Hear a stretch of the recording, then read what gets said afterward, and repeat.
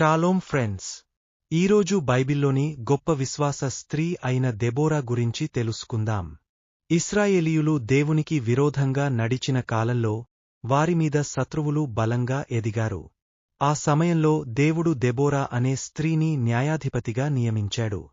ఆమె జ్ఞానవంతురాలు, ప్రవక్త మరియు దేవునికి విధేయురాలు. ఒకరోజు దేవుడు దెబోరాతో మాట్లాడి బారాకు అనే సైన్యాధిపతిని పిలవమని చెప్పాడు. శత్రువులపై యుద్ధానికి వెళ్లమని దేవుడు ఆజ్ఞ ఇచ్చాడని ఆమె బారాకుకు తెలియజేసింది. కాని బారాకు, నీవు నాతో వస్తేనే నేను వెళ్తాను అని చెప్పాడు. దెబోరా అతనితో వెళ్లడానికి ఒప్పుకుంది, కాని ఆ విజయ ఘనత ఒక స్త్రీకి దక్కుతుందని ముందే చెప్పింది.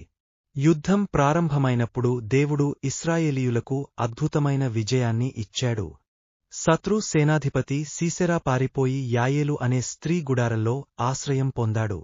కాని దేవుని యోచన ప్రకారం యాయేలు సీసెరాను ఓడించింది. అలా దెబోరా చెప్పిన మాట నెరవేరింది.